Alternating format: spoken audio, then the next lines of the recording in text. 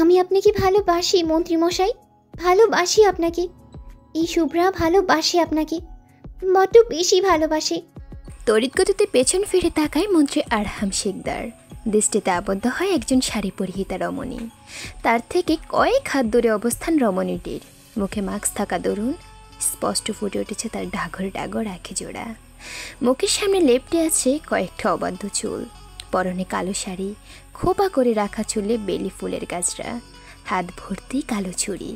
বিরোধী দলকে হারিয়ে বিপুল ভোটে জয়লাভ করেছেন আরহাম শিকদার। শুধু আরহাম শিকদার নয়, এখন তার নামের সাথে জুড়েছে মন্ত্রী শব্দটি। উজ্জ্বল শুভ্র 6 ফুট 2 ইঞ্চি উচ্চতার এই সুঠাম দেহী যুবকের জন্য কত নারী পাগল সে কি জানে? বর্তমান তরুণ তরুণীদের গর্ব সে, হবেই বা না কেন? মাত্র 31 বছর বয়সে একজন মন্ত্রী সে। কিছুক্ষণ আগেই নির্বাচনের ফলাফল জানার পর হই হুল্লোড়ে মেতে উঠেছিল তার দল। বিরক্ত সে এসবে। মাথার পেছনের ছুটি করে রাখা চুলগুলো আলতা হাতে স্পর্শ করে দাঁড়িয়ে পড়ে সে। উদ্দেশ্য বাড়িতে যাওয়া। ঠিক তখনই কর্ণগোচর হয় নারী কণ্ঠটি। উপস্থিত সকলেই হতবাক। মন্ত্রী আরহাম শিকদার মেয়েদের স্বপ্নের পুরুষ, এতে কোনো সন্দেহ নেই কারোর। তাই বলি এরকম জনসম্মুখে এমন কিছু কেউ বলবে তা কল্পনারও বাহিরে। যার সামনে সকলের হাত পা কাঁপে, তার সামনে কিভাবে এরকম বাক্য উচ্চারণ করতে পারলো? সকলেই একবার মন্ত্রী আরহাম শিকদারের দিকে তাকাচ্ছে, তো আরেকবার রমণীটির দিকে। মন্ত্রী আরহাম শিকদারের শান্ত দৃষ্টি যে কোনো ভয়ঙ্কর কিছুর আগাম সংকেত, তা ভালো করেই বুঝতে পারছে সকলে। কি বললে এখন তুমি? ভালোবাসি মন্ত্রীমশাই, এই শুভ্রা আপনাকেই ভালোবাসে। নিজের দিকে ইশারা করে বলল শুভ্রা। তাকিয়ে আছে সে তার সামনে থাকা সুদর্শন পুরুষটির দিকে। আরহাম শান্ত দৃষ্টিতে তাকিয়ে আছে শুভ্রার চোখের দিকে। অবাক সে, যার দিকে চোখ তুলে তাকাতেও মানুষের হাঁটু কাঁপে, তার দিকেই এই মেয়ে চোখে চোখ রেখে তাকিয়ে আছে। নিজ মনে শুভ্রাকে অসভ্য মেয়ে হিসেবে ভেবে নেয় সে। উপস্থিত সকলের নজর তাদের দিকে। শুভ্রার পেছনে দাঁড়িয়েছে তার প্রাণপ্রিয় বান্ধবী অদিতি। অদিতি বারবার খোঁচাচ্ছে শুভ্রাকে, চুপ করতে বলছে তাকে। অদিতির হাত পা কাঁপছে। কখন যে কি হয় তাদের সাথে? তার সামনে যে স্বয়ং মন্ত্রী আরহাম শিকদার দাঁড়িয়ে আছে। শুভ্রার পারল না বান্ধবীর খোঁচা সহ্য করতে। একটু চিৎকার করে সে বলে ওঠে, কি সমস্যা তোর অদিতি? দেখছিস মন্ত্রী মশাইকে মনের কথা জানাচ্ছে, তাহলে কেন বারবার খোঁজাচ্ছিস? চুপচাপ দাঁড়িয়ে থাক না, না হলে কানের নিচে মারবো একটা, যে নিজের প্রেমিকের 14 গোষ্ঠীর নাম ভুলেই যাবি। আহাম্মক কোথাকার, একদম জ্বালাবি না। হাসি উঠে যায় অদিতির। মনে মনে নিজেকেই ধিক্কার জানায় সে। কোন আক্কেলে নির্লজ্জ মেয়েকেও থামাতে গিয়েছিল? শুভ্রা যে নির্লজ্জ তার তো জানা ছিল। আরহাম অদ্ভুত দৃষ্টিতে তাকিয়ে আছে শুভ্রার দিকে। কি মন্ত্রীমশাই, ওভাবে কি দেখছেন? নির্লজ্জ ছেলেদের মতো একটা মেয়ের দিকে তাকিয়ে আছেন কেন? এই আপনি না মন্ত্রী, জনগণের সামনে একটা মেয়ের দিকে এভাবে তাকিয়ে আছেন? লজ্জা করছে না আপনার? যদিও তাকাতেই পারেন, আমি তো আপনারই। তবে অন্য কোনো মেয়ের দিকে এভাবে যেন তাকাতে না দেখি, তাহলে কিন্তু চোখ তুলে ফেলবো আপনার। সাথে আর যার দিকে তাকাবেন তারও মনে থাকে যেন আমার কথা। আমার দেরি হয়ে যাচ্ছে, দাদুনির ওষুধের সময় হয়ে গেছে, ওনাকে খাওয়াতে হবে, তাই এখন আসছি। রাতে ফোন করব আপনাকে, তখন না হয় আপনিও বলে দিন ভালোবাসি শুভ্রা। ফোনেই বলতে না চাইলে কালকে আপনার সমাবেশের বাইরেই থাকবো আমি, তখন বলে দিন সামনাসামনি। এখন আসি। এই যে ফাহিম ভাইয়া, আমার মন্ত্রীকে নিয়ে বাসায় যাও, ওনার বিশ্রাম নেওয়া প্রয়োজন। এক নাগারে কথাগুলো বলে অদিতির হাত ধরে হাঁটা শুরু করে শুভ্রা।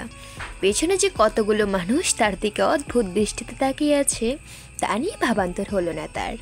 মুখ দিয়ে কথা বের হচ্ছে না আরহামের। মস্তিষ্ক যেন কিছুক্ষণের জন্য কাজ করা বন্ধ করে দিয়েছে তার। ভাবতেই পারছে না সে, একটা মেয়ে তাকে এইভাবে বলল। আরহামের পেছনে দাঁড়িয়েছিল তার ডান হাত ফাহিম।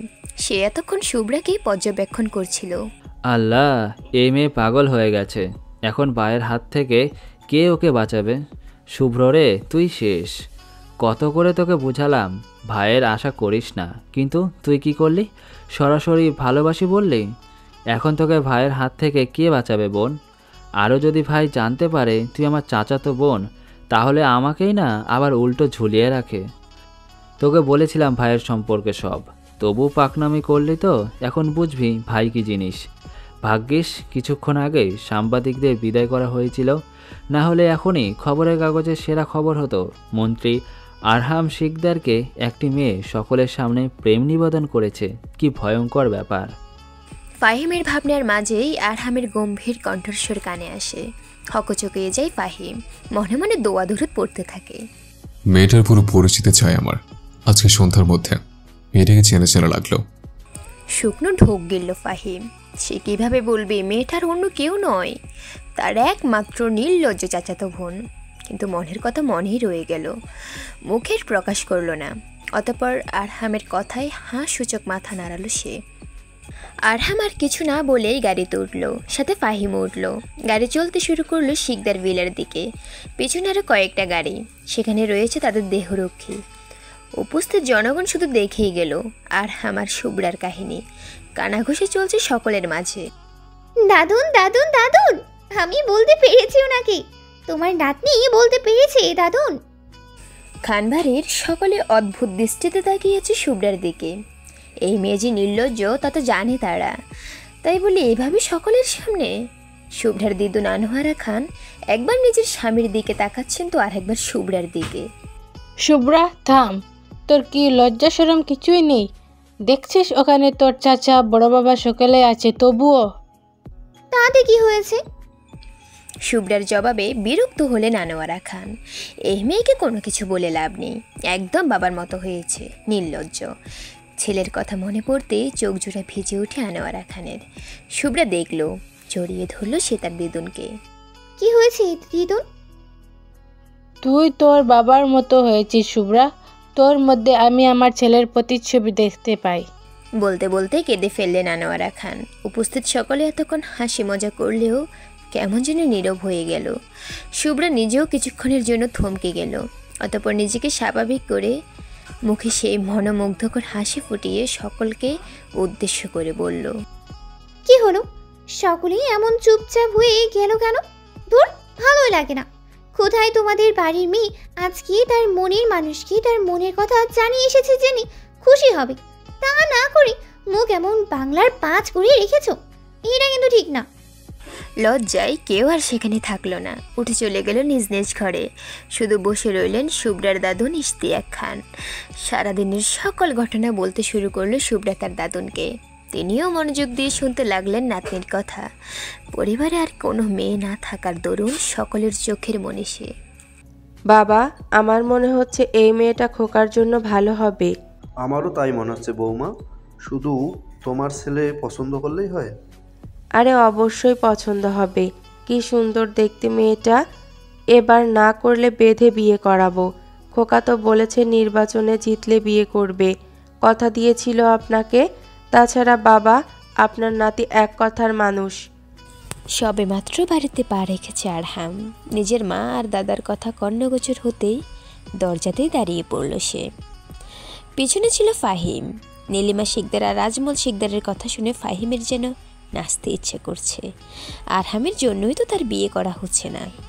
আরে খোকা, চলে এসেছিস? ওখানে দাঁড়িয়ে কেন? আয় আয়, দেখ তো কোন মেয়েকে পছন্দ হয়। মা, কতবার বলেছি তোমাকে খোকা বলে ডাকবে না আমায়। তোমার ছেলের বয়স 31 মা। তার থেকে বড় কথা, তোমার ছেলে মন্ত্রী। আসছে মন্ত্রী, তোকে খোকা বলে ডেকেছি, ডাকবো। তুই তো এখনো আমার কাছে সেই ছোট আরহাম খোকাই আছিস। মায়ের কাছে সন্তান কখনো বড় হয়? তাই নাকি? তাহলে তোমার এই ছোট্ট খোকাকে এখনই কেন বিয়ে করাতে চাচ্ছ? ভ্রু নাচিয়ে জিজ্ঞেস করে আরহাম। বোকা বনে যে নীলিমা শিকদার বুঝতে পারেন বরাবরের মতো আজকেও তাকে কথার জালে ফাঁসাচ্ছেন তার ছেলে। কিন্তু আজকে তিনি হার মানবেন না পণ করেছেন। যেইভাবেই হোক ছেলেকে তিনি বিয়ে করাবেন। বয়স তো কম হয়নি ছেলেটার। খোকা, তুই আজকে যাই করিস না কেন, আমাকে তোর কথার জালে ফাঁসাতে পারবি না। তোকে বিয়ে করতে হবে মানে করতেই হবে। তোর থেকে তোর ছোট ছোট কাজিনরা বিয়ে করেছে, অনেকের তো বাচ্চাও আছে, আর তুই কিনা এখনো বিয়েই করিসনি। জীবনে তো কোনো দিন প্রেম করেছিস বলে মনে হয় না। যদি তোর কোনো পছন্দ থাকে বলে দে, না হলে আমরা যাকে পছন্দ করব তাকেই বিয়ে করতে হবে তোর। আমার পছন্দের মেয়ে আছে মা। ড্রয়িং রুমে মনে হলো ছোটোখাটো একটা বিস্ফোরণ হলো। ড্রয়িং রুমে উপস্থিত সকলে অবিশ্বাস নয়নে তাকালো আরহামের দিকে। তারা বিশ্বাস করতে পারছে না আরহামের কথা। আরহামের জয়লাভের আনন্দে তার নিকটাত্মীয় সকলে এসেছে শিকদার বাড়িতে। তাছাড়া নীলিমা শিকদার তাদেরকে জানিয়েছেন আরহামের জন্য মেয়ে দেখবে, সকলে যেন উপস্থিত থাকে। নাম কি তার? আরহাম? তার সম্পর্কে সব কিছু বলো, আমরা বিয়ের প্রস্তাব নিয়ে যাব তার বাড়ি। বাবার দিকে তাকালো আরহাম, একবার সকলকে ভালোভাবে দেখে নিল সে। নাম জানি না, তার বাবা কোথায় থাকে, কি করে, দেখতে কেমন, কিচ্ছু জানে না। শুধু তার মায়াবী চোখ দুটো দেখেছে, হরিণের ন্যায় টাকর টাকর চোখ তার। সে চোখের চাহনি ভয়ঙ্কর, অদ্ভুত সুন্দর তার চোখ, যার বর্ণনা দিয়ে শেষ করা যাবে না। বলে দিলাম তার সম্পর্কে। এখন যাও, তার বাসায় যেয়ে বিয়ের প্রস্তাব নিয়ে যাও। যাচ্ছি আমি নিজের রুমে, আশা করছি আমাকে বিরক্ত করবে না। বলে গটগট পায়ে নিজ ঘরের দিকে চলে গেল আরহাম। উপস্থিত সকলেই বিস্ফোরিত নয়নে তাকিয়েছে তার দিকে। যে ছেলে আজ পর্যন্ত কোনো মেয়ের দিকে ভালোভাবে তাকিয়েছে কিনা সন্দেহ, সেই ছেলে এইভাবে একটা মেয়ের বর্ণনা দিচ্ছে। মিস্টার আসাদ শিকদার ভাবছেন তার ছেলের দেওয়া বর্ণনা সম্পর্কে। এইভাবে বুঝি মেয়ে খোঁজা যায়? আরহামের মনে হচ্ছে মাথায় বাজ পড়েছে। সে ভাবছে সে কি ভুল শুনল? মন্ত্রী আরহাম শিকদার কাউকে পছন্দ করেছে? এটা যেন পৃথিবীর অষ্টম আশ্চর্যের থেকে কম কিছু না তার কাছে। বোনের কথা মাথায় আসতেই খারাপ লাগা শুরু হলো তার। শুভ্রা যে তার নেতা মশাইকে খুব করে চায়, ভালোবাসে নেতা মশাইকে। নিজের কোনো বোন না থাকায় সে শুভ্রাকে নিজের আপন বোনের মতোই ভালোবাসে। সেই বোন কষ্ট পাবে ভেবেই বুকের মধ্যে হালকা চিনচিন ব্যথা অনুভব করছে সে। এতক্ষণ দর্শকের ভূমিকা পালন করা আজমল শিকদার বলে উঠলেন, মেয়েটাকে খোঁজ নাও আসাদ। তোমার ছেলে কোন মেয়েকে পছন্দ করেছে? নিশ্চয় মেয়েটার ভিতর এমন কিছু দেখেছে যা ওর ভালো লেগেছে। না হলে তোমার যে ছেলে 31 বছর এসেও বিয়ে করতে নারাজ। এটা তোমার ছেলে তো, নাকি হাসপাতালে বদলে এনেছো বিয়ে পাগলা বাপের বিয়ে নারাজ ছেলে? আসাদ শিকদার তাকান তার বাবার দিকে, তো আর একবার নীলিমা শিকদারের দিকে। নীলিমা শিকদার তার ননদ আরিফা তালুকদারকে নিয়ে চলে গেলেন রান্নাঘরের দিকে। পেছনে তার নিজের বোন আর ভাবিও গেল। এখানে থাকলে নির্ঘাত লজ্জায় পড়তে হবে। নানু, মামাইকে বিয়ে পাগলা কেন বললে? জিজ্ঞেস করলো রাইমা। সকলে আগ্রহ নিয়ে তাকালো আজমল শিকদারের দিকে। আসাদ শিকদার বারবার বারণ করছে আজমল শিকদারকে, কিন্তু না, শুনলো না ওনার কথা। তোমার মামাইয়ের যখন 23 বছর তখন আমাকে এসে বলেছিল সে একটা মেয়েকে তাকে বিয়ে দিয়ে করতে চায়। আমি প্রথমে বারণ করি, কারণ ওর তখনও প্রাপ্ত বয়স হয়নি। কিন্তু শুনলে তো আমার কথা, ধন্যায় বসে যায় তোমার মামাই। না খেয়ে দিয়ে পাগলামি শুরু করে। মেয়েটা কে ছিল জানো? তোমার মামিমা। অবশেষে উপায় না পেয়ে দিয়ে দিলাম বিয়ে। উপস্থিত সকলে উচ্চস্বরে হেসে ওঠে। আসাদ শিকদার পারছেন না মাটি ফাঁক করে ঢুকে যেতে। ছোট বাচ্চাদের সামনে দিল তো তার মান সম্মানের খিচুড়ি বানিয়ে। ফাহিম এতক্ষণ চুপচাপ দাঁড়িয়েছিল, কিন্তু আর চুপচাপ থাকতে পারল না, হেসে উঠল সে। আরে ফাহিম, আসো, এখানে আসো। না দাদু, এখানে ঠিক আছি, বস কিছুক্ষণের মধ্যেই ডাকবে। ফাহিমের কথা শেষ হতে না হতে আরহামের ডাক পড়ল। তড়িঘড়ি করে আরহামের রুমের দিকে যেতে লাগলো ফাহিম। দেখে মনে হচ্ছে কোনো পায়ের নি তাড়া করছে তাকে। তার কাণ্ড দেখে সকলে আরেক দফা হেসে উঠল। এই আরহামকে বাড়ির সকলে জমের মতো ভয় পায়। সকলের মাথায় এখন একটা মাত্র চিন্তা, মন্ত্রী আরহাম শিকদার কোনো মেয়েকে পছন্দ করেছে, মেয়েটি কেমন হবে। শাওয়ার নিয়ে বের হলো আরহাম। কিছুক্ষণ আগেই ফাহিমকে বাসায় পাঠিয়েছে সে। ব্যালকনিতে থাকা ইজি চেয়ারে বসে আরহাম। তার মস্তিষ্কে বারবার হানা দিচ্ছে সকালের ঘটনা যেটা তার চোখের সামনে বারবার ভেসে উঠছে। মেয়েটাকে তার চেনা চেনা লাগছিল, মনে হচ্ছিল এর আগেও সে দেখেছে মেয়েটাকে। তার ভাবনার ছেদ ঘটে মায়ের কথায়। খোকা, হিয়ালি না করে মেয়েটার সকল তথ্য দে। কোন মেয়ে? ভ্রু কুচকে জিজ্ঞেস করে আরহাম। অবাক হয়ে যায় নীলিমা শিকদার। তার ছেলের আবার কোন দিন থেকে ভুলে যাওয়ার রোগ হলো? তোকে বললাম না হিয়ালি করবি না। যা, তোকে কিছু করতে হবে না, শুধু আমার বৌমার একটা ছবি আর নাম্বার দে। কুচকানোর ভ্রুজোড়া আরও কুচকে যায় আরহামের। ভালোভাবে তাকায় সে মায়ের দিকে। না, দেখে তো মনে হচ্ছে না তার মা তার সাথে মজা করছে। আমি কবে বিয়ে করলাম মা? তুমি আমার বউ কোথায় পেলে? ছেলের কথায় আবার যেন অগ্নিমূর্তি ধারণ করলেন নীলিমা শিকদার। হালকা চেঁচিয়ে উঠলেন তিনি। খোকা, আমাকে কি দেখে মনে হচ্ছে আমি তোর সাথে মজা করছি? ড্রয়িং রুমে যে বলে এলি কাকে নাকি তুই পছন্দ করিস, তার বাসায় বিয়ের প্রস্তাব পাঠাবো। কুচকানোর ভ্রুজোড়া আপনা আপনি সমান হয়ে গেল আরহামের। মস্তিষ্কে একটু চাহা প্রয়োগ করতেই মনে পড়ে গেল ড্রয়িং রুমের বলা কথাগুলো। নিজে নিজেই চমকে উঠে আরহাম। তখন যা বলেছিল এক প্রকার আনমনেই বলেছিল সে। কার বর্ণনা দিয়েছিল সে সকলের সামনে? চোখের সামনে ভেসে উঠল সকালের মেয়েটির চোখ জোড়া। হ্যাঁ, সেই মেয়ের চোখের বর্ণনাই দিয়েছিল, কিন্তু কেন? নিজেই নিজেকে প্রশ্ন করল আরহাম। সকাল 10:23 হাসপাতালের অপারেশন থিয়েটারের বাইরে বেঞ্চে বিধ্বস্ত অবস্থায় বসে আছে আরহাম। দৃষ্টি তার অপারেশন থিয়েটারের দিকে। পরনে শুভ্র পাঞ্জাবি লাল বর্ণ ধারণ করেছে। সারা শরীর রক্তে ভিজে আছে। দেখে মনে হচ্ছে রক্ত দিয়ে গোসল করেছে সে। কিছুক্ষণ আগে ঘটে যাওয়া ঘটনা চোখের সামনে বারবার ভেসে উঠছে। কানে একটি নারী কণ্ঠ বারবার প্রতিধ্বনিত হচ্ছে। না, আর সহ্য করতে পারছে না আরহাম। 2 হাত দিয়ে মাথা চেপে ধরে। নির্বাচনের পর শপথ গ্রহণের পালা এসেছে। কালকেই সকল ব্যবস্থা করে রাখা হয়েছিল। আজকে সকাল 11টায় শপথ গ্রহণ করা হবে। সব কিছু পর্যবেক্ষণ করছিল পুলিশ এবং বিভিন্ন আইনসভার মানুষ। যত পারছে কড়া নিরাপত্তার ব্যবস্থা করা হচ্ছে। মিডিয়ার মানুষ এবং বিভিন্ন উচ্চ পদের মানুষের বিচরণ চলছে। তখনই সেখানে উপস্থিত হয় আরহাম। শুভ্র পাঞ্জাবি পায়জামা, হাতে ব্যান্ডের ঘড়ি, চোখে কালো সানগ্লাস। ঘাড় সমান লম্বা চুলগুলো আলগোচে পিছনে ঝুটি করা। দেখে মনে হচ্ছে কোনো মাফিয়া। উপস্থিত জনগণের মধ্যে হই হই পড়ে যায়। মন্ত্রীর এরকম সাজ কত মেয়েদের হার্ট ব্লক করেছে সে যদি জানতো। গার্ডরা তাকে চারিদিক থেকে ঘিরে রেখেছে। রাগে ফোঁস করছে শুভ্রা। শুভ্র রঙের একটি শাড়ি জড়ানো তার গায়ে, ঠিক যেন শুভ্র পরি। তার সাথে থাকা কয়েকটা মেয়ে মন্ত্রীমশাইয়ের সৌন্দর্যের প্রশংসা করছে। সহ্য হচ্ছে না তার। তারা কেন করবে? মন্ত্রীমশাই তো শুধু তার। আরহামের থেকে কিছুটা দূরত্বে সে। আর ধৈর্য ধরতে না পেরে কল দিল আরহামের নাম্বারে। সবেমাত্র সামনের দিকে এগুতে ধরেছিল আরহাম। ফোন বাজতেই থেমে যায় সে। ঠোঁটের কোণে এক চিলতি হাসির রেখা দেখা যায়। হয়তো বুঝতে পেরেছে কে কল দিয়েছে। পকেট থেকে ফোন বের করার সাথে সাথেই তার মুখের হাসি আরেকটু প্রসারিত হয়। ফোনের স্ক্রিনে জল করছে একটি নাম, শুভ্রপরী। দীর্ঘ সময় পর কালকে রাতে একবার এই নাম্বার থেকে কল এসেছিল।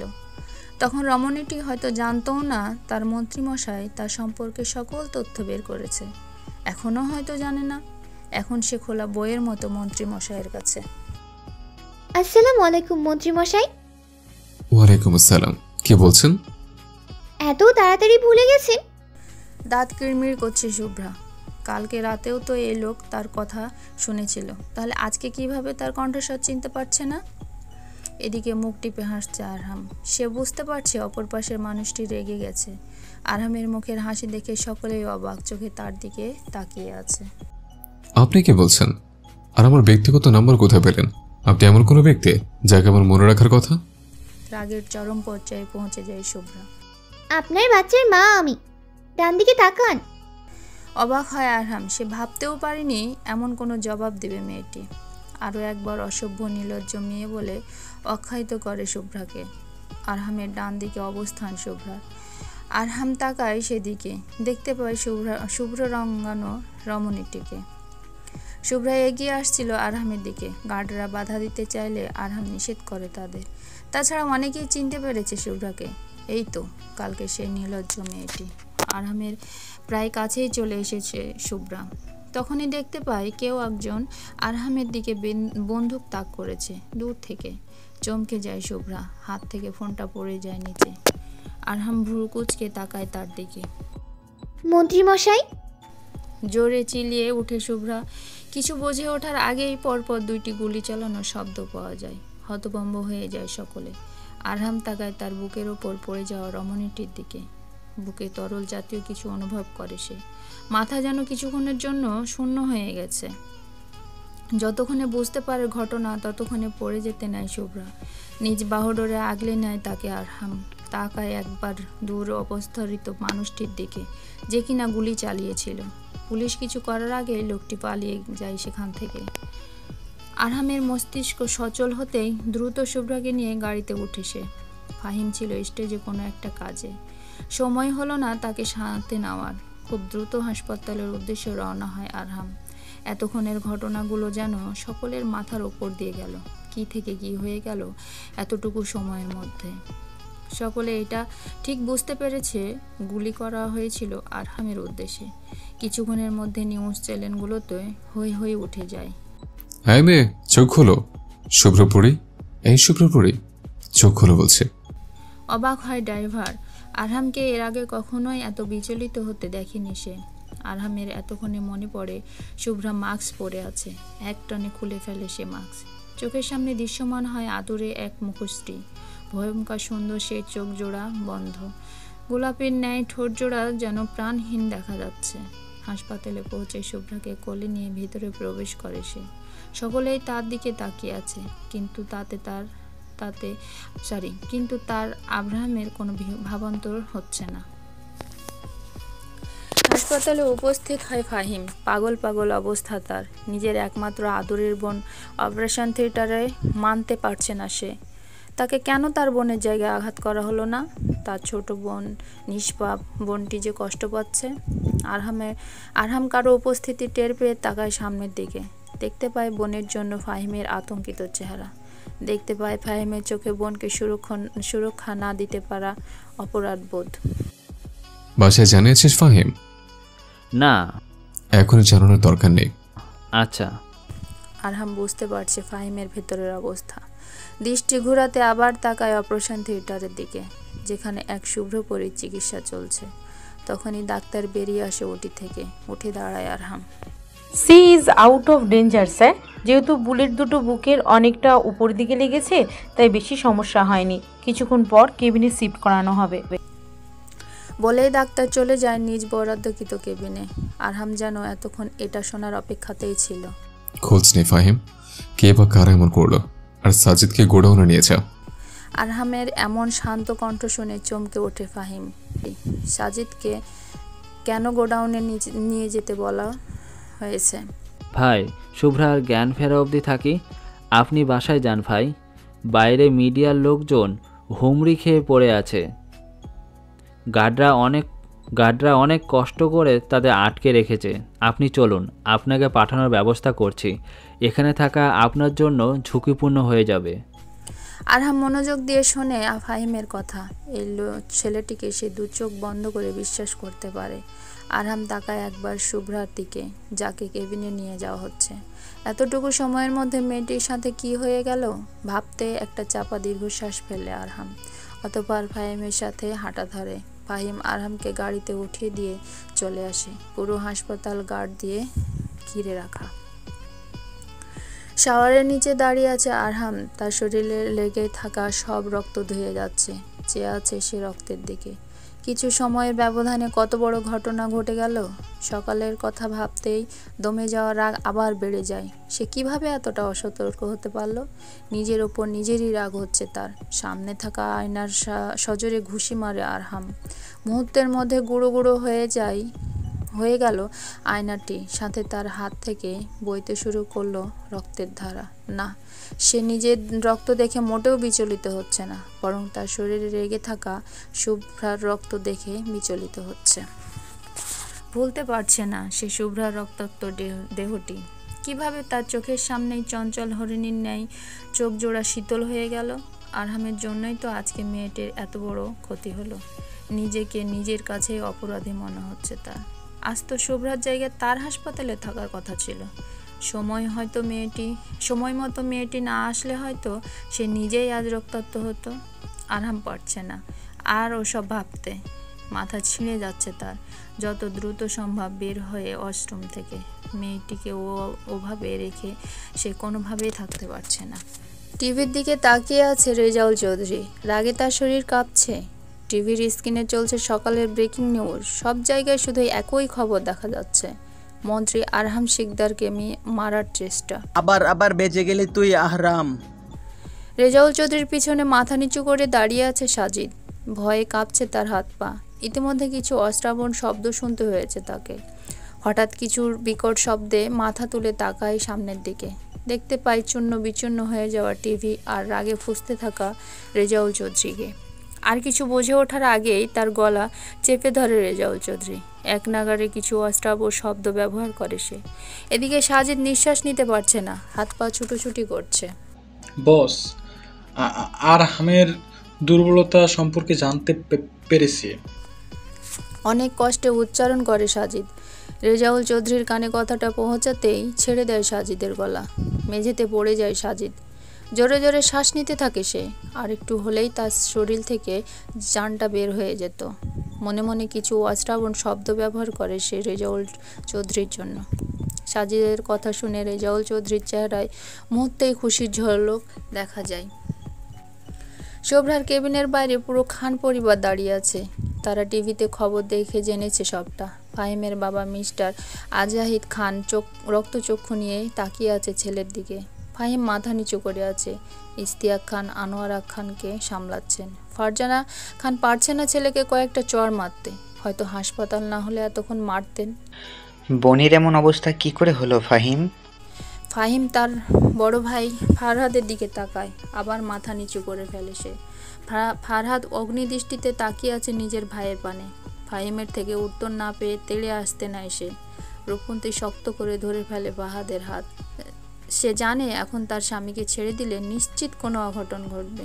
খুব ভালো করেই জানে সে ফারহাদের রাগ সম্পর্কে। ফাহিম সব ঘটনা খুলে বলে। তার কথা শুনে উপস্থিত সকলে আরও রেগে যায়। তাদের বাড়ির একমাত্র মেয়ের এই অবস্থা কোনোভাবেই মানতে পারছে না তারা। শুভ্রা যে ওখানে যাবে তা তো জানানো হয়েছিল ফাহিমকে। তাহলে সে কেন শুভ্রাকে নিরাপদ রাখতে পারল না? নিজের প্রতি নিজের ধিক্কার জানাতে ইচ্ছা করছে ফাহিমের। সে কেন পারল না তার বোনের খেয়াল রাখতে? আজাহিদ খান কিছু বলতে নেবে তার আগে সেখানে উপস্থিত হয় শিকদার পরিবার। চমকে ওঠে সবাই। আরহাম কোনো দিকে না তাকিয়ে সোজা চলে যায় ফাহিমের দিকে। ফাহিমকে মাথা নিচু করে থাকতে দেখে ভ্রু কুঁচকে যায় তার। কিছু সেকেন্ডের মধ্যে সে বুঝতে পারে ফাহিমের মাথা নিচু করে থাকার কারণ। ফাহিম, তুই নিশ্চয়ই এমন কিছু করিস নে যার জন্য মাথা নিচু করে থাকতে হবে? আরহামের আওয়াজ শুনতেই ফাহিম মাথা তুলে তাকায় তার দিকে। চোখ ছলছল করছে তার। কিছু বলার জন্য মুখ খুলতেই ফারহাম জোরে ধমক দেয় তাকে। ফাহিম, যা হয়েছে তাতে নিশ্চয় তোর কোনো হাত নেই। তাহলে এইভাবে অপরাধের মতো মাথা নিচু করে দাঁড়িয়েছিস কেন? এক থাপ্পড় সব দাঁত ফেলে দেব। সোজা হয়ে দাঁড়া। উপস্থিত সকলের নজর পড়ে তাদের দিকে। এমনিতেই মন্ত্রী আরহাম শিকদার এসেছে এখানে, তার উপরে আবার ধমক দিচ্ছে। সকলের চোখ অবগতা ছেয়ে যায়। নীলিমা শিকদার বসেছিলেন আনোয়ারা খানের পাশে। ফারজানা শিকদার আর রোজিনা শিকদারের সাথেও তিনিও যোগ হয়ে আনোয়ারা খানকে বোঝাচ্ছিলেন। আনোয়ারা খান কান্না করেই যাচ্ছেন। ছেলের এমন ধমক শুনে বিরক্ত হন তিনি। আছাদ শিকদারও বিরক্ত হয়েছেন। সব জায়গায় খালি মন্ত্রীগিরি।